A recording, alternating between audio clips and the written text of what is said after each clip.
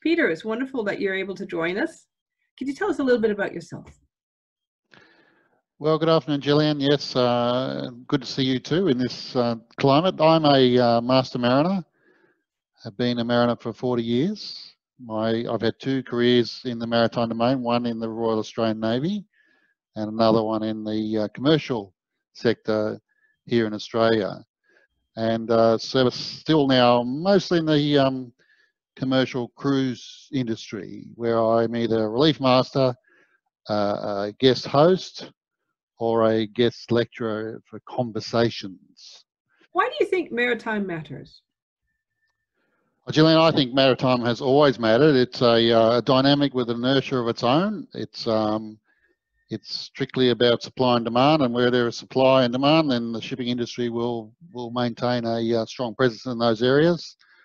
But I think in today's environment, shipping matters because it is that perennial nature that it just keeps going. So long as the supply and demand equation is there, then the shipping will keep going. And it's not really an issue for the shipping so much really as the seafarers that are there doing the job to keep the sea lanes open by being on these ships, where the impact of this present circumstance, the Covid-19 virus, is going to impact on their, I guess, the flexibility to get ashore and have a break, and also their flexibility to get off and get home for their leave or the end of their contracts, or to start a new contract. So I think in the end it's going to impact on seafarers' resilience. So social dislocation and isolation is not new for seafarers. It's a lifestyle that they choose to lead, and they enjoy being at sea and they enjoy the breaks ashore.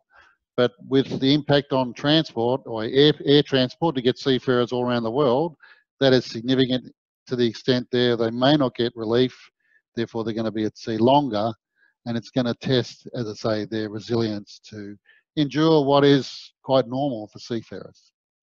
And with your experience in the past and being a seafarer yourself, what are some practical tips or hints that you could give to help others in the maritime industry stay healthy, happy within the coming weeks? There's an exercise regime if you want it on board, where you can go to the ship's gymnasium or you can walk around the upper deck. Okay, I think that there's a requirement to recognise that people will be extended at sea, and they'll need to think about how to keep themselves mentally healthy. Looking at ways to be more socially engaged at sea on the ship, because in essence you're in a bubble at sea because everyone's healthy, no one's got the virus. So maybe increase the socialisation of people on board the ship, so that they're not just meeting people every 4 to 8 hours when they do a watch handover. That there's actually a little bit more socialisation going on to just talk to people, be with people. I guess masters be aware of almost asking people, "Are you okay?" Which, you know, is our Australian way of doing things. But just to human contact's really important, and at the moment, seafarers have the ability in their bubble to stay connected with people. I hope that very soon that we can open up the doors again and have seafarers come ashore into maybe sort of sanctioned environments, so they can get that socialisation and interaction ashore. So I wish them all a happy, healthy time out there.